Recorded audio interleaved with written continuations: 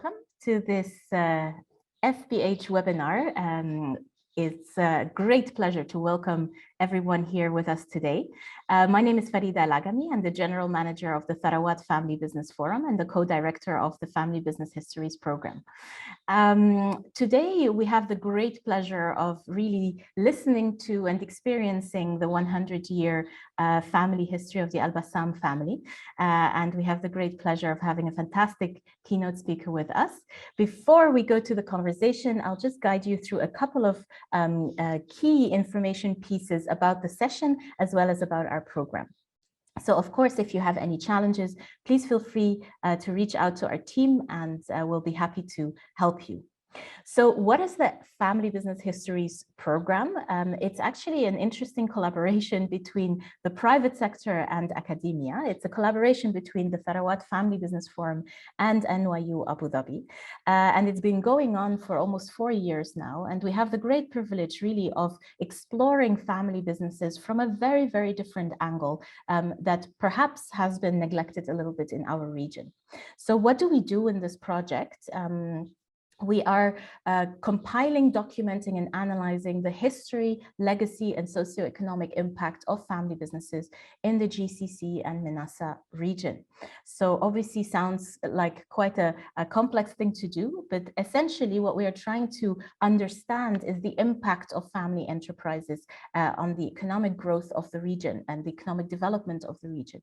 And as you can see from this map, obviously family businesses are not an exceptional phenomenon in our region. Really across the world, the private sector is mostly dominated by family enterprises. And our project really has 4 pillars that we try to work on as a team.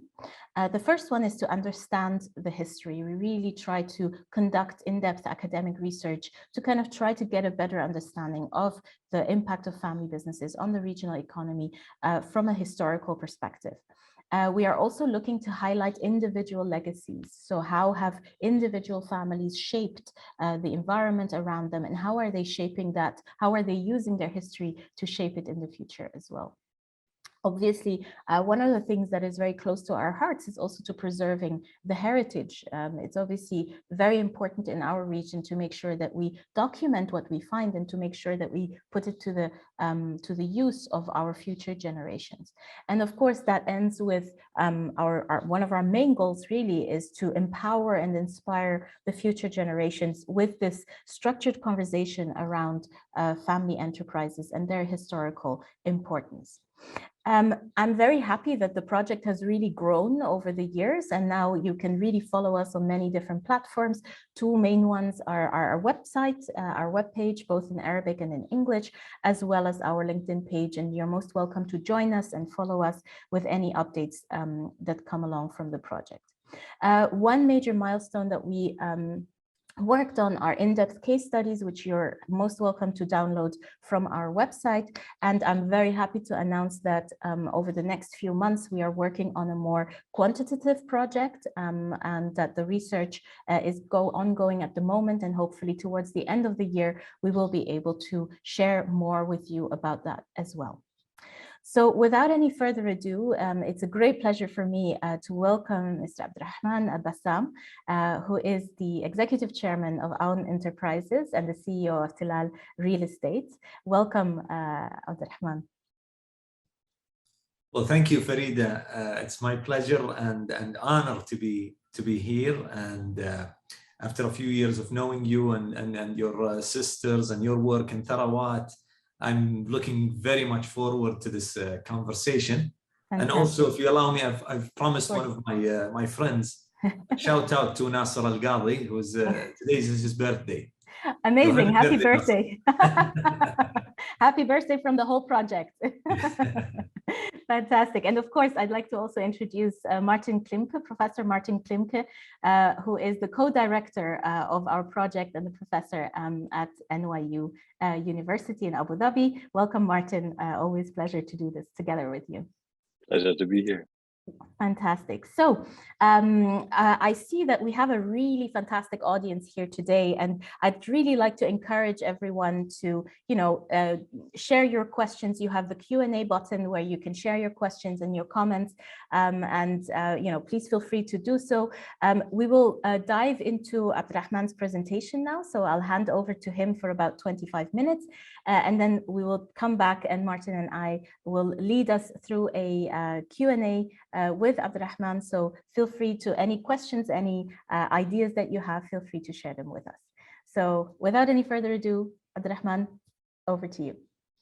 Well, thank you very much, Farida, again. And I'm conscious of time, I'll just jump right into it. And since we're talking about history and how it inspires innovation and entrepreneurship, I thought of starting the conversation with a story, and the story of a person who is one of my greatest inspirations, and that is Abdulaziz AlBassam, who's my great-grandfather and the founder of our business. So Abdulaziz was born in 1893 in Unayza, and this is a modern picture of Unayza today. Today, it's a small town, relatively speaking, when you compare it to, say, Dammam or Riyadh or Jeddah. But back then, it was really a multicultural small town. One of the travelers back then, he's a Lebanese Parisian. His name is Amin Rayhani, called it the Paris of Najd. When he visited it in the latest 19th century, or the later 19th century. And King Abdulaziz, when he visited the first time, he said, I wish that I see one time the markets of Riyadh to be as vibrant as the markets of Unayza. So he was born into a city that is about business and trade and merchandise.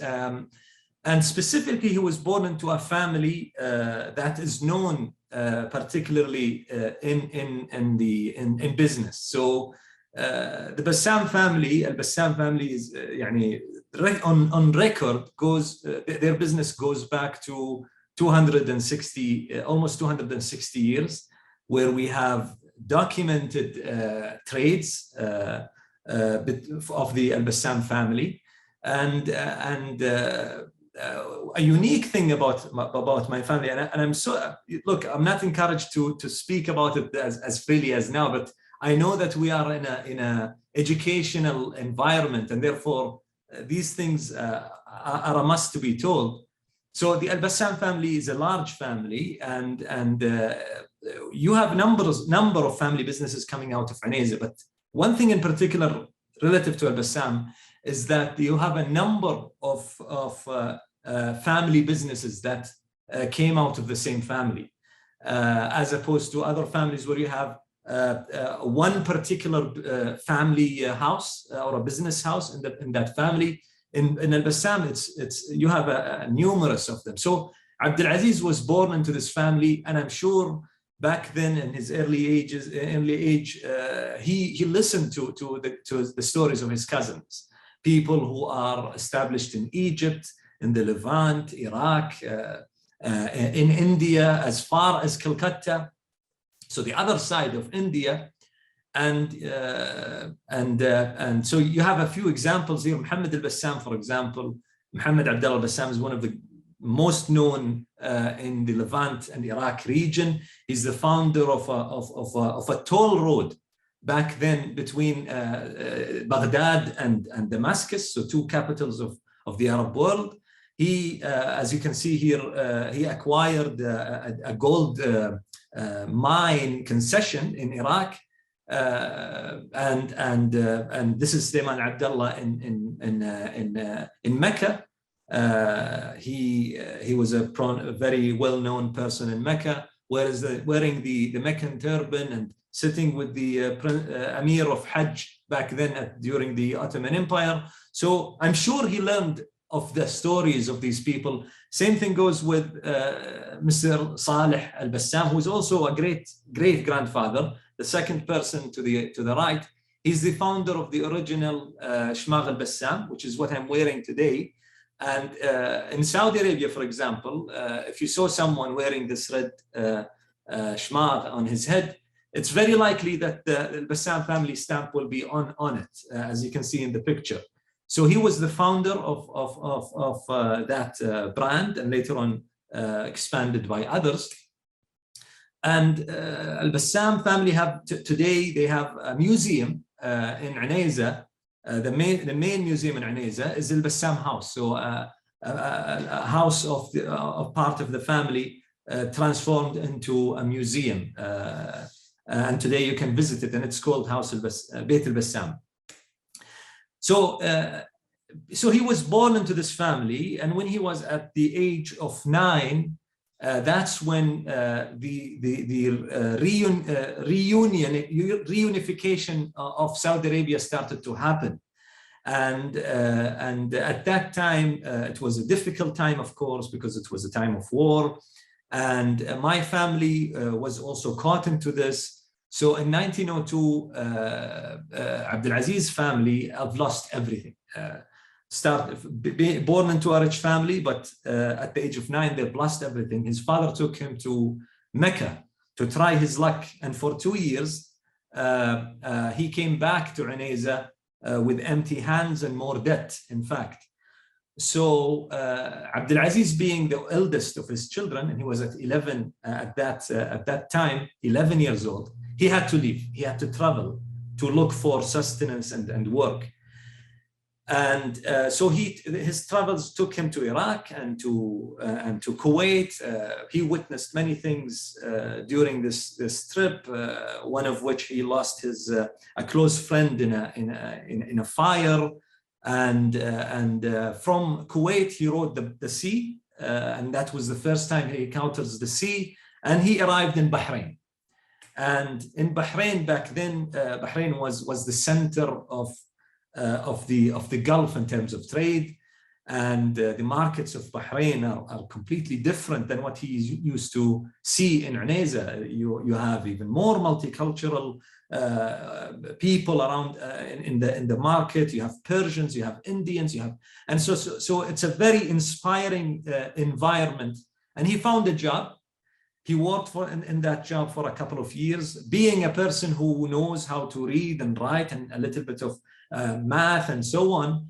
He was not like his let's say counterparts, where you have them working as labor or carriers or that whoever arrives in Bahrain would work in that such nature, jobs of that nature. No, he worked in an office, and he was good at it, but he didn't like that job, and he was looking for a new job until he found himself at the presence of Mr. Yusuf bin Ahmed Kanu. And at that time, Yusuf was the most prominent tradesman or businessman in Bahrain, with numerous investments across different sectors, from pearling to shipping to commodities and so on. And he loved this person. He loved him very much. He saw him as a mentor and inspiration, and he worked for him for a few years. And it's interesting, one of the funny stories how he landed that job with Yusuf is that he told that story to my family, is when he was sitting, he used to come early to the market, open the office for his boss, and he would sit there, and he's just bored sitting there. And every day Yusuf would walk in, and when he walks in, he have this kind of aura around him. A person of his grandeur will create a scene in the market every single day. So he was inspired by this man, and when he walked into the market, he saw an owl sitting at the door of his office. So he felt omened, a bad omen from that owl, and he stood up, and he wasn't happy about it. So Abdulaziz caught that an opportunity to speak to Yusuf, and he told him, "Sir, do you want me to kill that owl for you?" And he said, "Yes, So Abdulaziz picked up a gun from the market, and he said, this is the first time I ever shoot this gun, and he pointed at the owl and he killed it at the very moment from the first shot. That got him into a conversation with Yusuf Kano, and where are you from, what are you doing, and so on. And all of a sudden he got a job with Yusuf Kano, and he remembers after all these years of hardship how he was so happy with a private room and a private washroom, and he was very happy with this big change after so many years of hardship. So he worked for Yusuf for many years, learned for him a lot until 1914, circa 1914, when he opened his own business in commodities and trading. And he worked there for 10 years from his home until in 1924, when the government called him in and summoned him and said, who are you? What are you? Who is Abdulaziz AlBassam? We're seeing your name topping the customs of the port of Manama, and we don't know you. So you see this one of these lists where you have Abdulaziz sitting at first or second in these lists. And they said, where are you operating from? He said, from my house. So they said, no, you have to open a CR, and you've become a proper business. That's when he opened his CR, first CR in 1924, and making it into a real business. Now, as you can see in this list, for example, this is an example of when I told you the AlBassam family have different households within it of trade. So you can see off this list, you have families from Aneza, but AlBassam, you see them in 3-4 names at the same list. So there are 3 different businesses going around in the same time. But Abdulaziz Ali is sitting at the second. Back then, he was 31 years old. So he was one of the youngest merchants in Bahrain, but quite the most established in just 10 years. This is one of his earliest pictures. And this is one of his earliest business cards, where you have, as you can see, only 4 numbers for the telephone. Back then, the pearling industry was the industry in Bahrain. It was the oil of Bahrain, and it was also fashionable. There was no diamonds back then. Nobody knew diamonds in the 20s. Everybody knew pearls, and this is Coco Chanel, for example, in the 20s, where she's showing off her pearls, and that was quite common in the fashion of the West. So there was a lot of industry going around the pearling business, and Bahrain was the main exporter for natural, great quality pearls. And pearling was the business of the elite back then. So you see Yusuf Kano is to the far right of the picture. You have also Miqbilad Khair, the second person from the left, who is also from Aneza, by the way. And he was the main man in the pearl industry at that time. In the middle, that's Cartier, who comes to Bahrain and sorts out the pearls at that time. So he sits with the elite back then in this business. The interesting thing is Abdulaziz, even though that was the business of the elite, he did not invest in pearls. At the other side of the world, Mr. Mikimoto Kokichi, who is also a jeweler himself, found out a way to cultivate pearls. And he cultivated pearls in the thousands. And in order to show off his power of cultivating perfect circular spherical pearls, he, in a show in 1926 in the US, he presented the Liberty Bell, which is a famous piece in the US, a replica of it, entirely made of pearls, to show that I have abundance of pearls, and not just pearls, but perfect pearls. That shocked the pearl industry to its demise. It disappeared in a matter of years, and no longer the business existed, and many people disappeared with it. Many businessmen disappeared with it. The interesting thing is Abdulaziz did not go there at all. What he did instead is he became a bullion, which means he invests in gold, and he was the agent of Swiss bank gold, 24 carats. What do you call them? Like these pieces of gold, and he was the main agent of that gold. And it was interesting that he made that choice, because gold back then in the 20s, the First World War was already done, and gold wasn't doing well because everybody's safe. But he invested in gold, and he made that was one of his best decisions that he ever made in his life. The other thing that the other decision, interesting decision that he made back in the 40s and 50s is he invested in real estate, which was back then, and you're talking about 40s and 50s. Back then it was considered spending money on sand. Why would someone buy real estate? It's not the right thing to do. And he was, negatively looked into it. Why are you doing this? Why are you buying real estate? So you can see him in the middle here in one of his estates in Bahrain.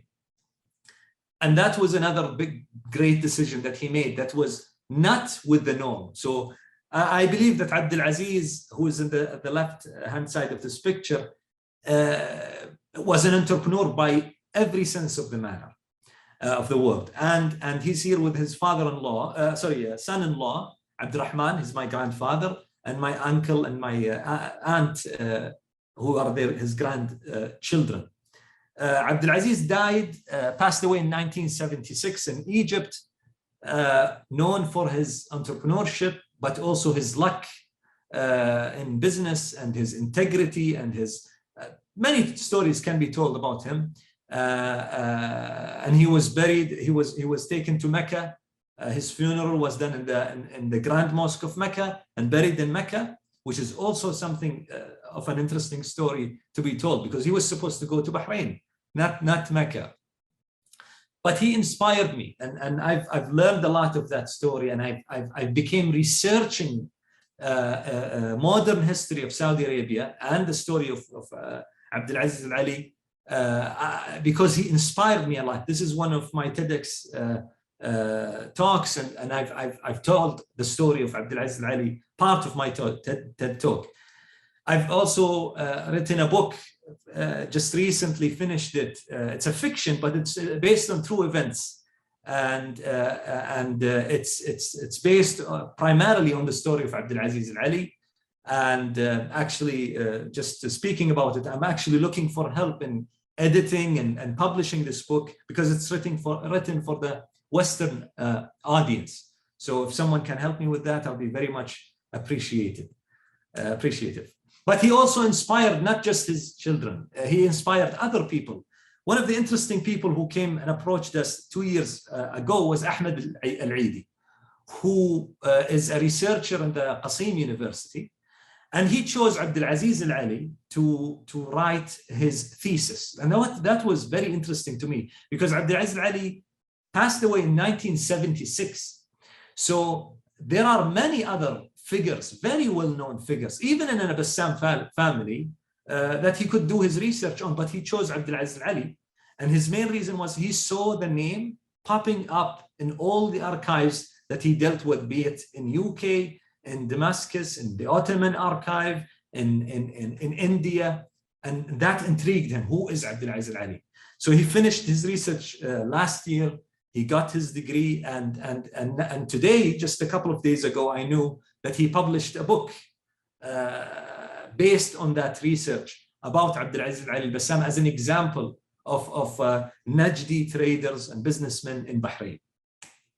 So that story inspired me to start a company in 2009 called Own Enterprises with my wife, who comes also from a family business, Tamimi Group, and from a very inspiring story as well, which is the story of her grandfather Ali Tamimi, an entrepreneur by all sense of the word. And since then, we've tried to inspire our team, and our team grew into different sectors, and these are just pictures of our team members in different sectors of the business. Finally, I was a part, and thankfully part of being in the experience of consorting an alliance of family businesses in Tilal Real Estate Development Company, which is formulated by the families of Al-Tamimi, Al-Qabbani, and Al-Uthman.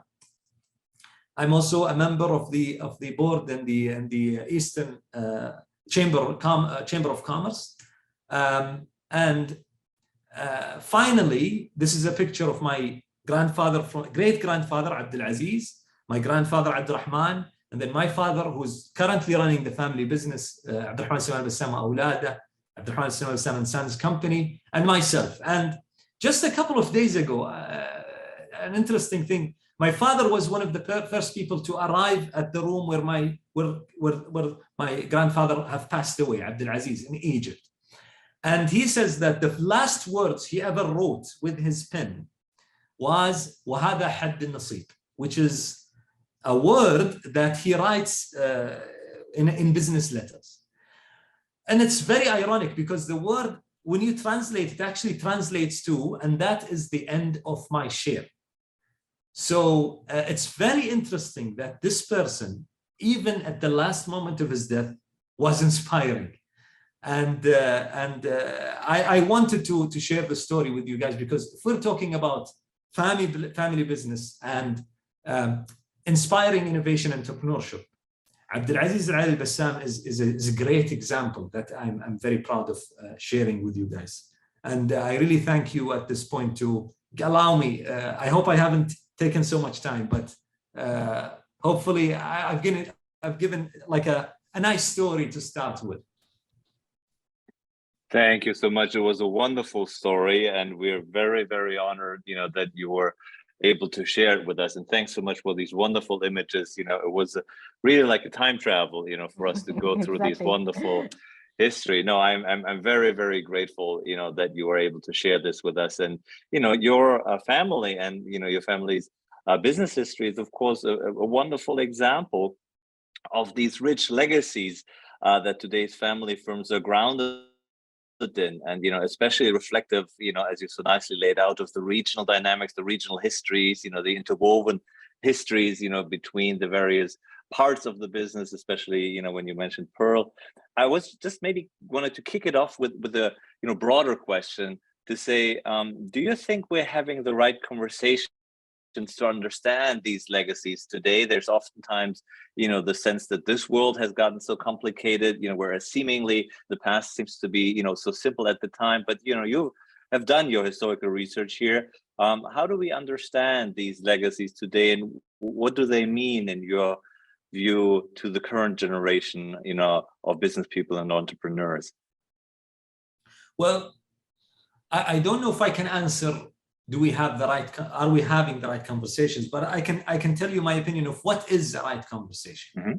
And I think one of the right conversations in dealing with family legacies and as such is we focus a lot on the year of establishment, for example, with family businesses, and we try to push this year as far in history as possible. And that's for a good reason, because it tells how much that company survived so many challenges and grew all over these years. And it's absolutely an important thing to figure out when was exactly the company was established. But we're looking at this also maybe primarily driven by pride or by, let's say, being proud of this achievement. Where in fact, I think a main thing that needs to be discussed is the responsibility that comes with it. So that the earlier the company have started, the more responsibility on your part to take it forward and making it survive for another 100 years. And that is a main area that I think a conversation should take place. Another thing that I think we've in own enterprises, for example, we've dealt with is how can you have such a family legacy inspiring non-family members in the business. And that's very important conversation to have, because that's right. You can, I myself, I can be inspired and because I'm related to this person, but how can this person inspire non-family members? And this is an actual question that we've been through when we grew to become a larger company than when we started. And one way to do this is by telling stories. And I think that stories nowadays are extremely underrated. I mean, as human beings, I think that the main way of conveying a message is a story. And even if you look at startups, forget legacies. If you look at a startup, the main way of catching the attention of an investor is by telling a story, and perhaps the story of founding that startup, even though it was done 6 months ago. And I think that's what, truly one part of the conversation that needs to be taken place. I think that's fascinating, Abdulrahman, and thank you so much for these kind of very, clear words about this very complex relationship actually between the past and the future. Because very often in Tharawat, we see that the past can sometimes be perceived as a little bit of a burden as well, because you have these larger than life figures who have basically outperformed everybody around them, and when you're related to them, it can also create a sense of pressure and a sense of fear or anxiety that are you going to be the one who's not going to live up to this standard? And I think part of the conversation should be to kind of reflect on these ideas of how does this influence our day-to-day. So, is it a positive thing to have 100-year legacy? Is it a pressure point? And perhaps you could speak a little bit to, how does it influence decision-making? Because obviously you take different decisions if you deal with a 100-year-old company or with an 18-month-old company. Your kind of sense of responsibility is probably very, very different. Could you comment to that a little bit? Well, I have a kind of a peculiar, let's say, situation here, because I'm not involved currently in the family business. I'm involved in my own enterprises, but I can tell you how does that legacy influences my day-to-day decisions or my day-to-day business, going through my day. And look, legacies, family businesses, family legacies comes with its perks. I mean, let's not kid ourselves. My personal experience, for example, is if I introduce myself to a person and I tell my name, one of the main reactions was, well, he judges me in a positive way immediately. He puts me in a certain positioning, and he tells, well, oh, this means that he's a trustworthy person. He's a business-worthy person. He's a partnership-worthy person. So that's a perk. Let's not kid ourselves. When you start off in your first impression with just mentioning your name, that is a great privilege that you have. But on the other side, what you've said, it comes with a great burden. And a huge burden, in fact, because you don't want to disappoint, you don't want to fail, you don't want to be the person who gives the family the bad name. And that is huge, a huge restriction when making decisions and so on. So one thing that this might affect my decision, for example, I wouldn't say in a bad way, but I need to look and be aware of as I make that decision, is when emotions comes into a decision, a hard decision that I have to make, be it closing a business or closing a venture, for example, or stopping a bleed in a certain losing project. And that's areas where I personally find a little bit difficulty dealing with it as a person who don't want to fail, who don't want to be the person who does that and maybe stain that image, right? but I'm aware of it, and I grew, and I'm maturing as we speak, and it's a learning journey. But it is something that I am aware of and deal with on a day-to-day reality. I mean that go ahead. No, go ahead. No, I was just saying that ambivalence is very, very interesting, obviously, because on the one hand, that is being perceived as something of a responsibility, you know, that you're going to be held accountable, you know, for essentially managing the family name moving forward, and, you know, the legacy, that you're part of that legacy. On the other hand, you know, we're wondering, how do you draw inspiration, you know, from that? Because one of the arguments that we're starting to see, you know, when speaking to many of these family businesses that have that rich legacy, that rich history, how do you use it in situations of crisis, in situations of challenges, when you are faced with hard decisions, to draw inspiration on? And this is why I like your earlier point that you were making about us being, you know, very focused on the founding years and then on these larger of life figures, and not often times focusing enough on the in-between, where there is precisely a similar hardship and struggle and failure as well, but that's oftentimes not in the forefront. So how does that help you, you know, being a historian and a researcher, you know, of your family businesses, you know, history, help you in your day-to-day with your own company or in general? Well, the history is rich of examples of what you've said, challenges that were overcome. And that is at the level of the founder, at the level of the company, and even at the level of the country, and in general, in terms of economics. And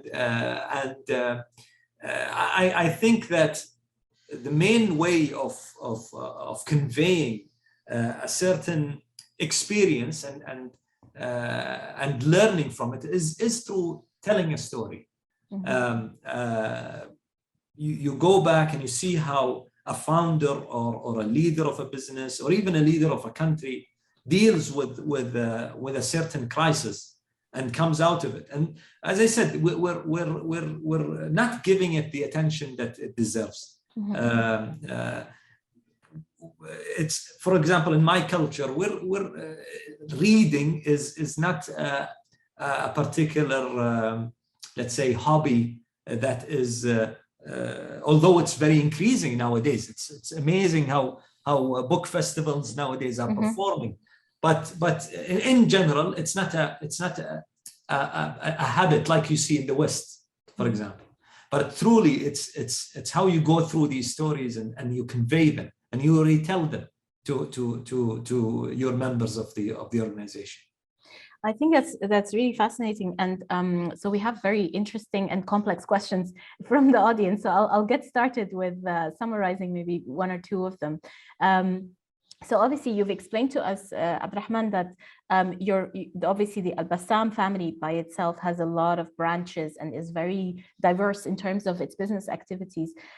So what's the relationship between these different branches? You know, how do you make sure, or is there an effort to try and make sure that next generation members, you know, have a common understanding of their identity, of where they come from, or is it more on a case-to-case basis? No, in our case, actually,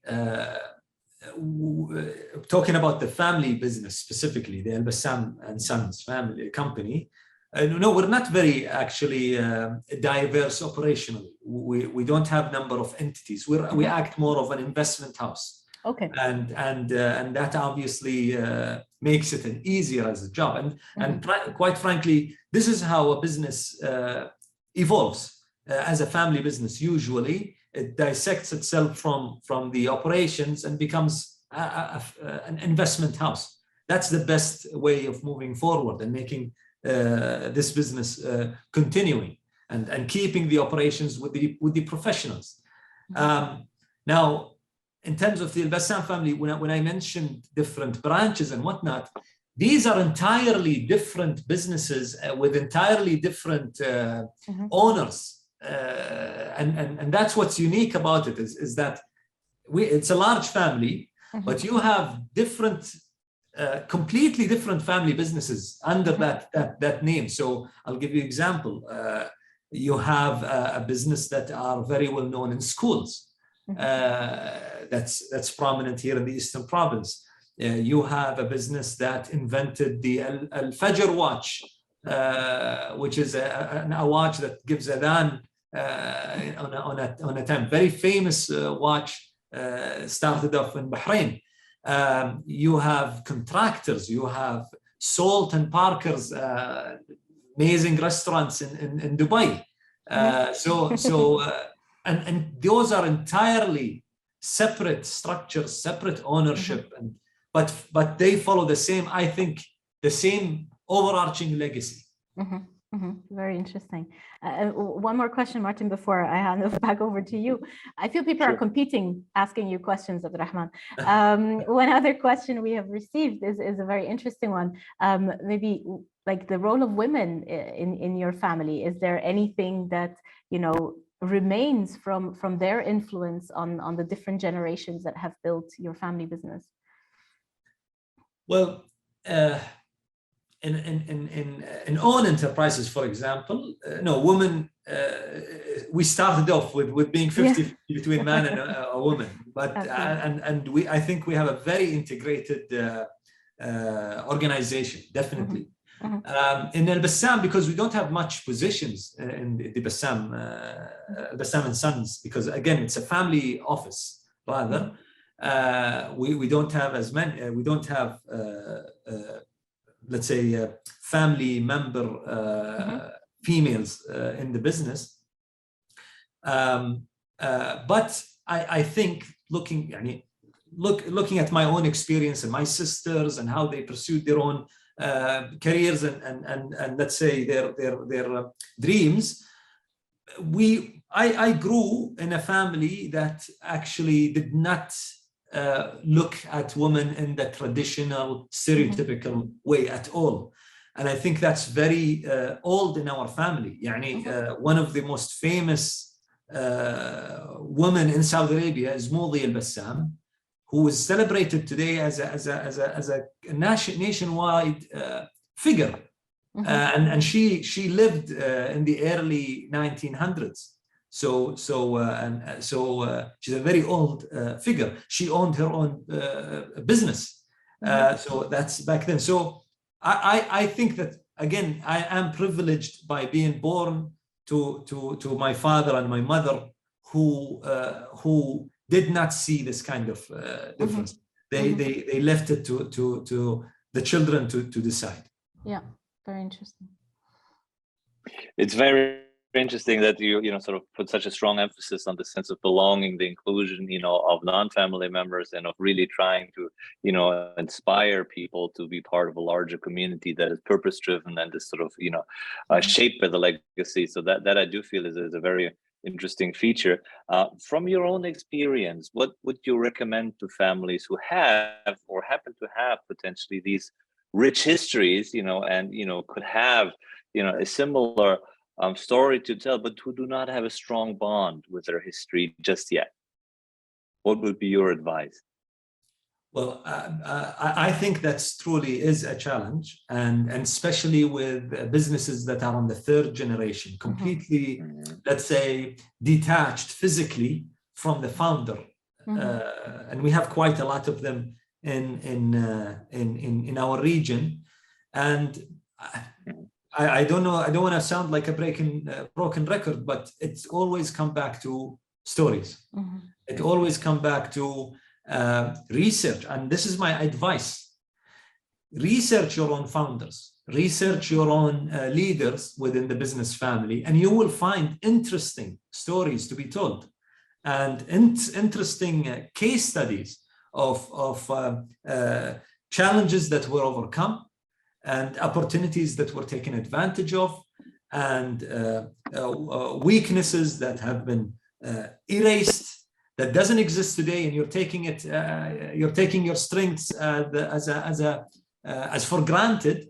Where in fact, if you research, you see how those strengths were weaknesses transformed into strengths, and it goes back to this story, because the story is how you understand things, but it's also how to convey the message to others. and that's predates even the, I would say, the industrial age of thousands of years ago. This is how people this is how people exchange experiences. It's so interesting because it kind of links into the question that was asked by one of our audience members about how do you make sure you preserve that story? Because obviously, like you said, before you can tell a story, you need to understand its elements. And I think there is a danger in our generation that because our level of conversation or the time that we spend together is disrupted by technology, by distraction, that the quality of the stories probably is impacted. So how do you make sure in your own family that you document that heritage and that you make sure it remains accessible to the family? Well, in our experience, we were lucky, pure and simple. There was no intention of keeping any record except very few. My father, for example, is a very record keeping guy, and he kept very interesting documents. But that's it. And really, a lot of documents were found at a later stage, and I say we're lucky because we have someone, Ahmed Al-Eidi, who is completely unrelated, completely detached, has nothing to do with the AlBassam family, who popped up out of existence and said, I want to document every single fact about your family. And look, you have biographies of very interesting people. But this guy, what he did is he produced an academic paper. So that's documentation at the highest levels, and that's pure luck. That's pure, absolute pure luck. And perhaps this goes back to the person himself, Abdulaziz Al Ali. He must have done something amazing in his life. He must have done something right in his life that after 40, 50 years of his demise, people still remember him. And this is one thing that really inspired me myself when we receive people, for example, in Eid Majlis, right? When you have grown men cry, remembering Abdulaziz Al Ali, and I've seen this as a child, I've seen it with my own two eyes, that person must have done something. Something right. You know? And I've seen this. This is not a second-hand experience. It's my own personal experience.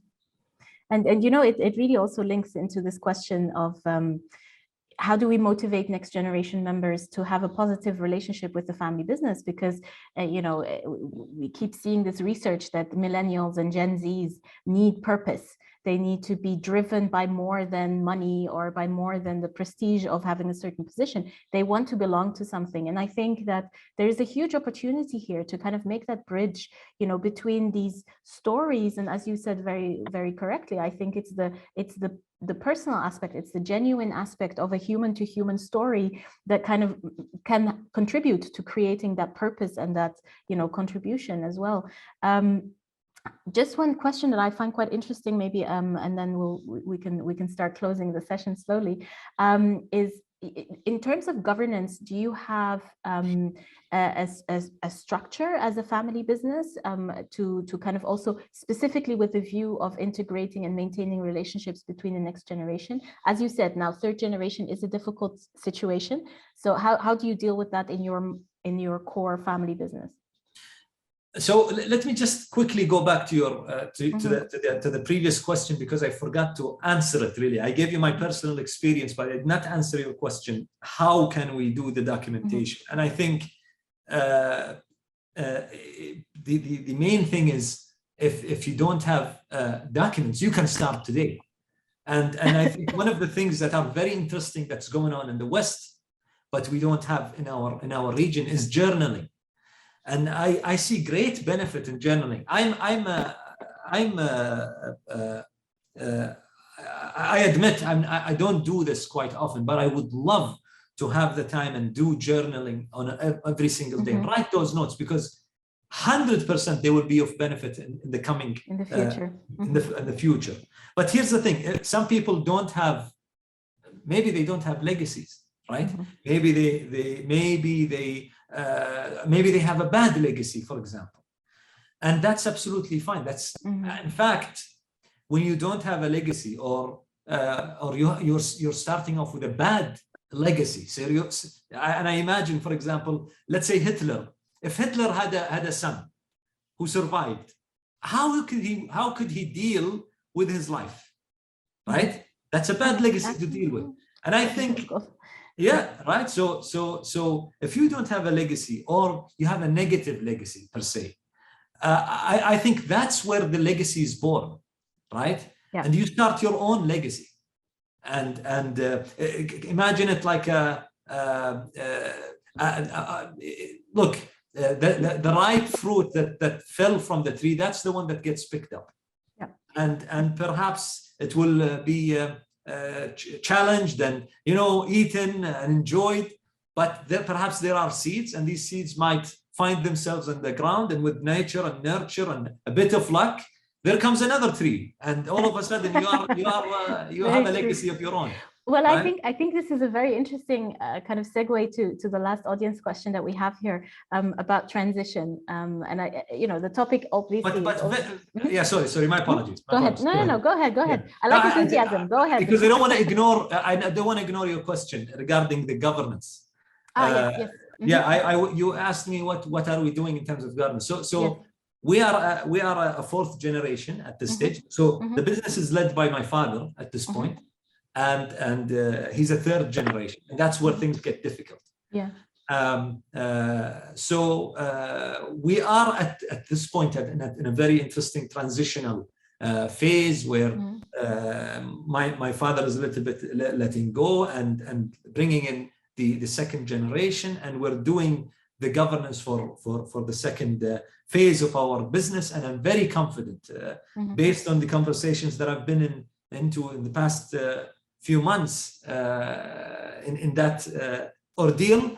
It's very interesting what's going on at the moment in our business. Yes, absolutely. Well, thank you. It links to the last question I wanted to mention to you about it's maybe a bit of a philosophical question in a way.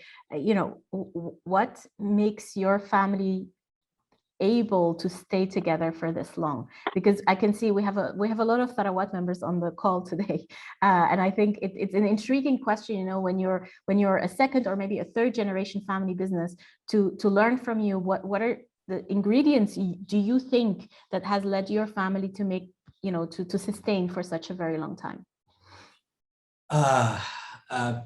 Look, it's not. Look, statistically speaking, when the business goes to a third generation, that's when family businesses dissolve.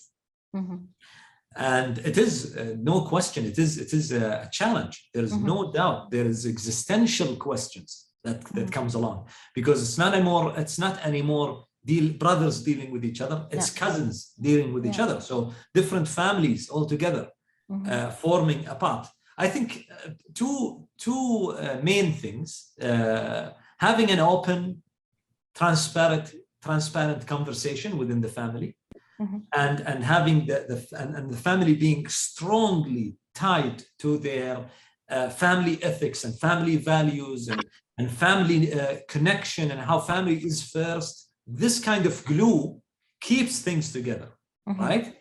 But the other thing is understanding the challenge and not fooling yourself that it's not a challenging period or stage in your business, and setting goals, especially in governance, and moving towards closed stock companies rather than LLCs, going through separation between ownership and managerials and execution, and thirdly, having the second, the parallel governance to the business governance, which is the family charter and how to manage problems between the family. And we have very good examples to learn from. AlZamil family is a great example of how they did that. They're there are very big, numerous owners of the same business, but they've went well through that experience. I heard of Al-Fawzan just recently, Mr. Abdullah Al-Fawzan, in one of his interviews back in Ramadan, which he spoke of an amazing experience in his family, and we have a lot to learn. Amazing, thank you. Over to you, Martin. Oh no, I'm just very, very pleased to hear your passionate plea for the power of stories, and this is obviously as a historian a delight for me to hear that advocacy. But I also firmly believe in the fact that the stories of the human condition, the human journey, will be inspiring in all their complexity, both good and bad, to current and future generations. And one of our aims, obviously, with webinars like these and our work in the family business histories is precisely illuminating these particular stories, to a larger audience, and bringing the region, to life in that particular conversation, also vis-a-vis other Western examples, and really truly boosting that particular number of stories, and illuminating their diversity and their transnational character, as we heard today, that they're essentially not bound by national boundaries, and that people are seeking their luck and seeking to provide for their families through their entrepreneurial journeys. So thanks so much from my end for sharing with us such an inspiring story. Absolutely. Also from my end, Abdulrahman, as usual, it's been a pleasure, and I would like to kind of give you the word to close the session. What's next for you? What is the outlook, and what are some of the parting words that you would like to give us? Well, first of all, thank you very much for this opportunity. I hope that I did not, brought myself as someone who speaks of his family and so on, but that's an education, let's say, workshop, and someone has to touch the specific points very specifically. So I really thank the audience for allowing this, as well as you. And I think to close with a certain statement, I think that a person who is ready to take any challenge must have, I think, 5 characteristics. One is he needs to be positive, but at the same time patient for his now. He needs to be optimistic, but grounded for his future. And he needs to have a vision. He needs to be a person of a vision, because the world makes way for those who know where they're going.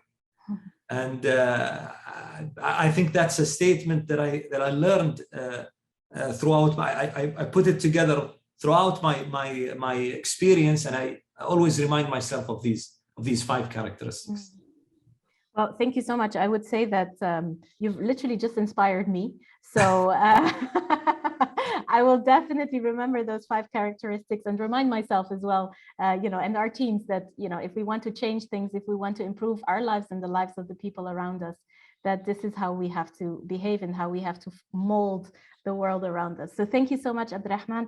And also thank you to our audience, who've been amazing, for the beautiful questions. And of course, we will keep you up to date with further series updates from FBH. And we hope to see everyone again. So thank you very much, and all the very best to you, Abdulrahman. Thank you, Martin, as well. Thank you. Thank you so much. Thank you. Take care. Bye. Bye-bye.